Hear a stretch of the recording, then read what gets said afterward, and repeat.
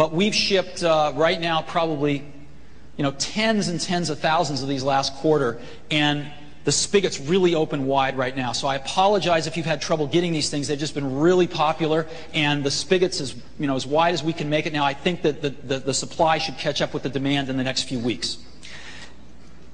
Another thing that we're announcing today is that we are bringing DVD video to the PowerBook G3.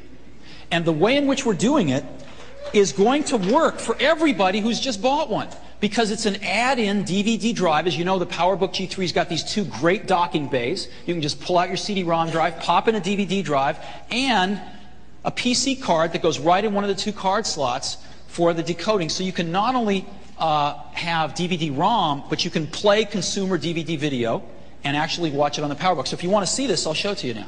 Yeah? Okay, let's go look at it.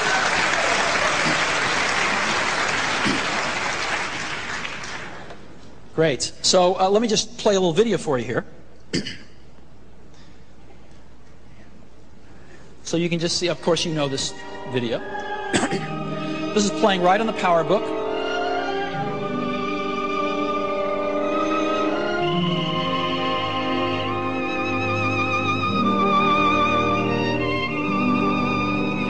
So you get the idea there. Yeah.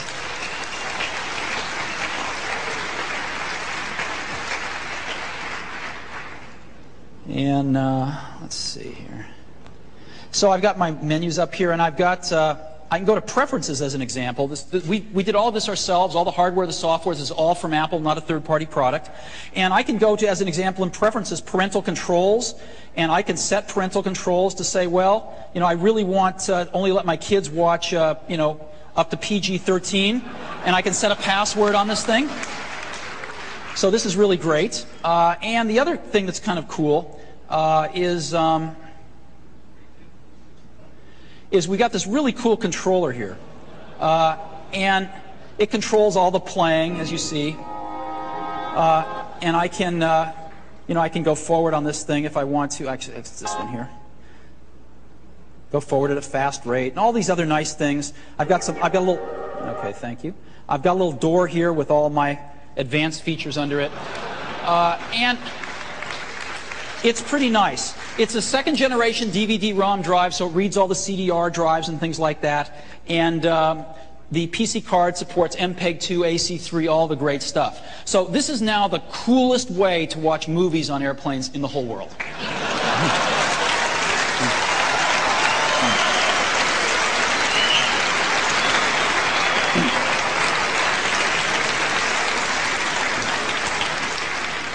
So that was our Pro portable product. Now, we also announced on May 6th that we are developing a consumer portable product, and that we will make that available and announce it in the first half of next year. And we're hard at work on that, and I think it's going to be quite nice. Which brings us to our consumer desktop product, and something we're going to spend a fair bit of time on today, which, of course, is the iMac, which combined the excitement of the Internet with the simplicity of a Macintosh. And that was our goal in this product. When we got to Apple a year ago, it was very clear within the first month that Apple was walking away from the consumer market, because Apple didn't have a compelling product under $2,000 and had not had one for some time. We immediately began a program to build the most kick-ass consumer product we knew how to do, and that's the iMac. So we're really, really happy with this thing. It's gorgeous. It's going to change the way we believe it's going to change the way computers look and should look. And as you see these things, there's I think between 50 and 100 iMacs here today. It is really, really beautiful. Keyboard, the mouse. It's very nice. And this is the competition, right? Now, the first thing to note about the competition is it's not exactly nice looking, but more importantly, the competition is powered by a new type of processor. While the iMac has a G3 in it, and I think that was one of our most important decisions, was let's not wimp out here. Let's put a killer engine in this car. right? And we put a G3 233 in it. The other consumer products have the Celery processor in them, running at 266 megahertz. And let's take a look at this. The Celeron, the Intel Celeron, benchmarks out at 3.2 byte marks. Okay? 3.2. The iMac, 7.9. Okay? It blows them away. But even more impressively, let's add the rest of the Wintel lineup. The fastest Pentium money can buy at 400 megahertz is slower than our consumer product. Key point. So, what's in an iMac? G3 233 processor, half a megabyte backside cache. The thing screams. A gorgeous 15-inch display with 10 by 7. We said, you know, what's the most wonderful display you could ever build into a consumer product? And we built it in.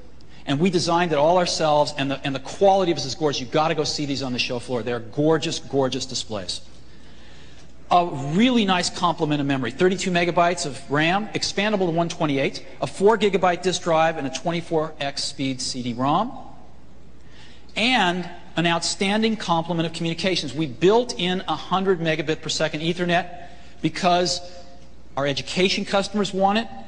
Many consumer customers are starting to network in their homes, and even some of our design and publishing customers want to use the iMac because it's terrific for some of the jobs that they do. So we built in super fast networking. A lot of the other consumer products don't have networking, and on many you can't even add it. We decided to go to a whole new system of I/O, a whole new way to talk to your I/O called Universal Serial Bus. It's an emerging industry standard, runs at 12 megabits per second. We have 2 USB ports built in and a 33.6 KB modem. Now, we got some feedback on the modem. And while we have many faults at Apple, one of them is not listening to our customers. And so it's my pleasure to announce today that we have upgraded the modem, and that starting from iMac number 1, they're all shipping with a 56K modem.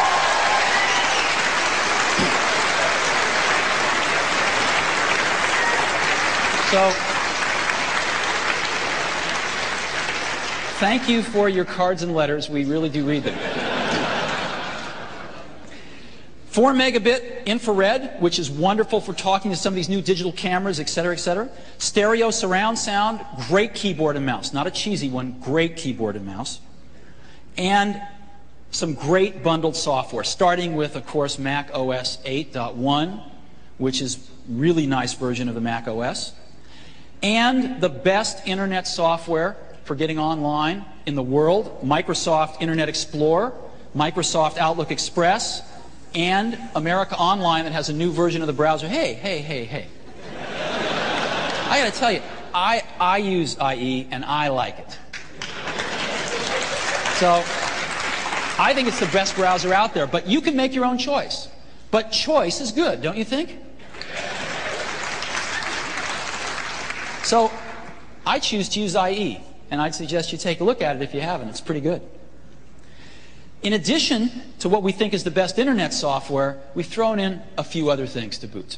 We've thrown in Quicken 98 Deluxe from our buddies at Quicken, who are enthusiastically staying on the platform.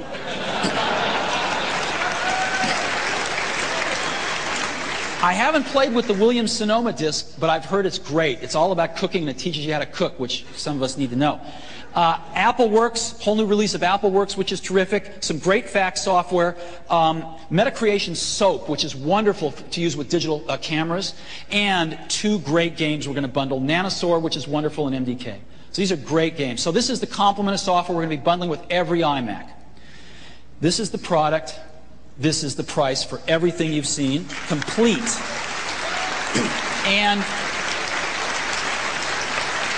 we're announcing here today that our rollout of the iMac is going to happen on schedule. Our US launch date is Saturday, August 15th. You will have a lot of iMacs on the shelves in the stores. Maybe not for long, but they'll be there. So we are rolling out in the US on August 15th. Now, I want